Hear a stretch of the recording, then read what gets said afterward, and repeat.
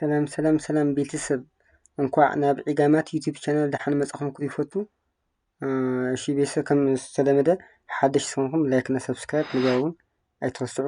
የማዓንቲ ትወርና ማለት እዩ ራይት ቦት ኢንሲ ፕላስ ፕላስ ማለት ሓደ ሰብ ናይ ምምራጽ መሰሉ ማለት ልዕሊ 18 ዓመት ኮይኑ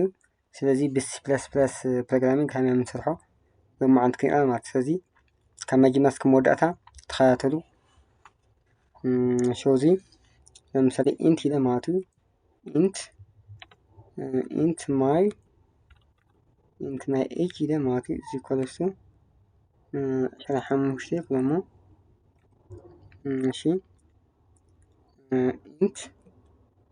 ክመርጽ ዝኽእል ዕድመ ከዓ ማለት ኢንት what age ንምምራጽ ዕድመ ንምርጻ ዝበቕዓ ከዓ እዚ ኮለሱ 18 ማለት እዩ 18 ስለዚ ኣተማትያ ናይቲ መራጺ ዕድመ 25 እዩ ክመርጽ ዝኽእል ግን 18 ዓመት ኮይኑ ማለት ስለዚ እዚ ሲኣውት ይለ ማለት ሲኣውት ይሞ እሺ ብራኬት ተጠቂመ ማለት እዩ ብራኬት ዝተጠቀምኩ እዚ ናይ ኤጅ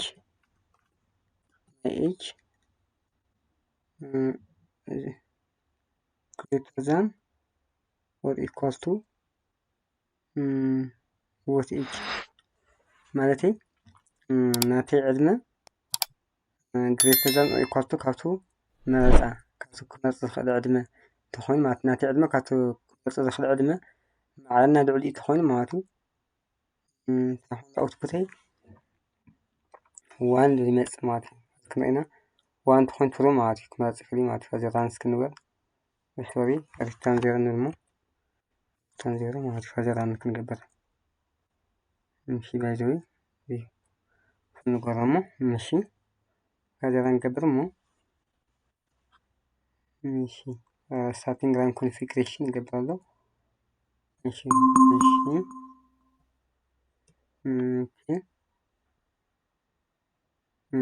ሀዛ አውትፑት ተመጽኘው ሲሆን 1 ማለት ትሩ ማለት ባይዘዊ እዚ ዋን ተሆነ ትሩ ማለት እዩ 0 ተመጽ ግን ፎልስ ማለት እዩ ስለዚ ሞር ክላሪፊኬሽን ምግባር ማለት እዩ my age እሺ this is my age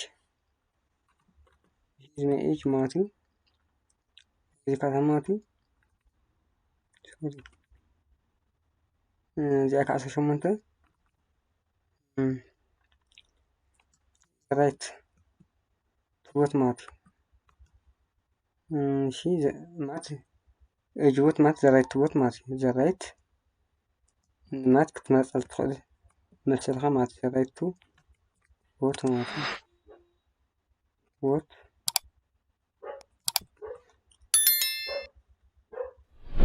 ከዓ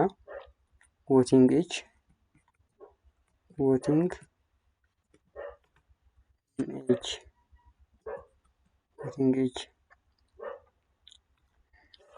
ماشي زي أول ما تعرف بيزوزي يسأل ما تزع كومنت كرهمه by using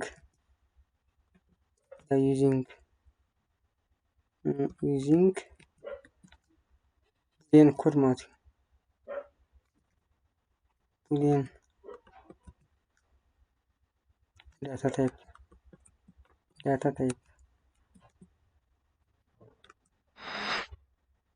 ماتي زيتاي ريزالت مصنا ماتي بوين تايب تكون كده ماتي either yes or no دي مصنا وكا خلي بلاكا true or false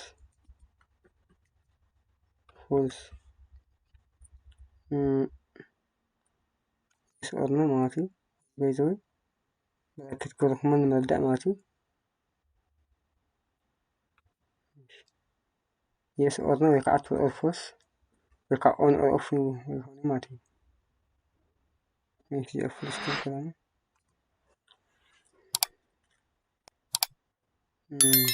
كاغلتي حدي ماتي بدون داتا تايب خوني أوتبوتنا إذا إس أورنا ودمو الفولس للأوتبوت هنا ماتي إذا بايزوي ماتا جا كوما إذا ماتي تورو مات تورو is equals to 1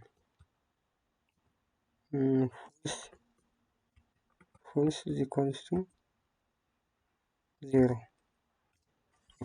ስለዚ خዚ أوزي ناتي عدمي 25 تكون ناتو ናይ ሓደ ሰብ ዕድመ ወይ ከዓ ናይ ኤጅ 25 ተኾይኑ ናይ ምራፅ መሰለይ ከዓ ዕድመ 18 ስለዚ ናይ ኤጅ ግሬተር ዛን ኦር ኢኳል ቱ ወቲ ኤጅ ስለሆነ ቱሩማት ክመረፅ ይኽእል እየ ማለት እዩ ዝከልክለኒ የለይ ማለት እዩ ስለዚ እዚኣ እሺ ኢንተር ክላ እሞ ሶሪ እሺ ወይ ከዓ እዚ እሺ ኣብዚ ከዓ ማለት እዩ if እሺ ናይ ኤጅ ግሬተር ኢኳል ቱ ወቲንግ ኤጅ ናተይ ዕድመ ካብቲ ናይ ምረፃ ዕድመ ማዕረና ልዕሊ ተኾይኑ ኣውትፑተይ ናይ ምራፅ መሰል ኣለኒ ማለት እዩ yes the right to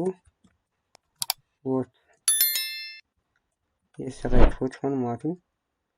unless ግን else እዚህ ሆነ ግን ማለት ነው the right to vote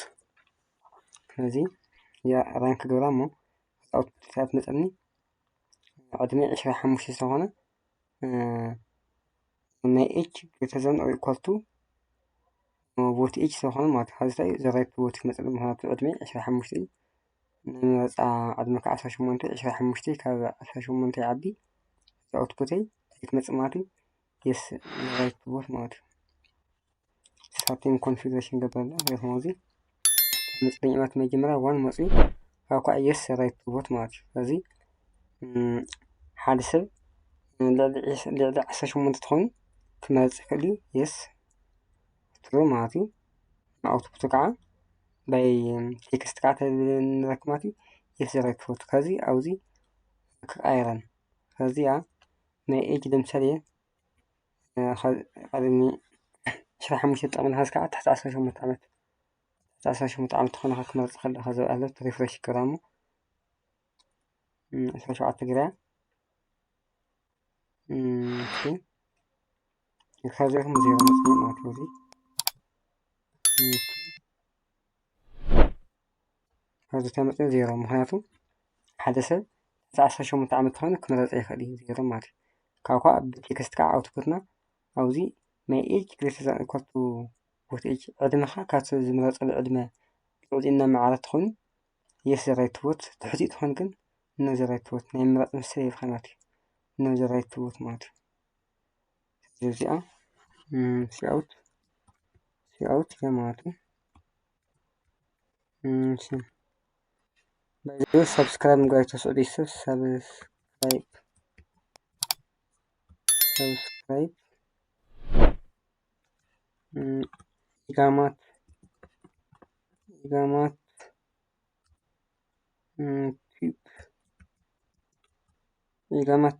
ሰብስክራይብ ምግባር ቤተሰብ ኣይክፍለን ነቲ ስራሕ ሰብ ግን ያው መተባዕ ይኹን እምበይ ንዓኹም ዘኽፍሎ ነገር ኣይኮነን ማለት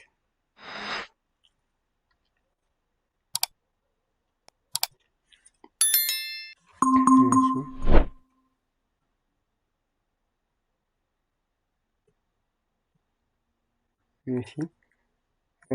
እዚ ዜሮ ሰብስክራይብ ኢጋማት ሰብስክራይብ ምግባር ኣይትረስዑ ቤተሰብ ላይክ እና ሰብስክራይብ ምግባር ኣይትረስዑ ናይ ሎማዓንቲ ቲቶርና ከምዚ ይመስል ኣጻል ብካሊእ ፕሮግራም እስካንረኸብ ድሓን ፅንሑ ኣስተያየት ኣለኩም ግን ኣብ ኮሜንት ሴክሽን ምፃፍ ትኽእሉ ኢኹም ስለዛት ናይ ሎማዓንቲ ፕሮግራምና እዚ ኣጻል ብካሊእ ፕሮግራም እስካንረኸብ ድሓን ፅንሑ ቻው ቻው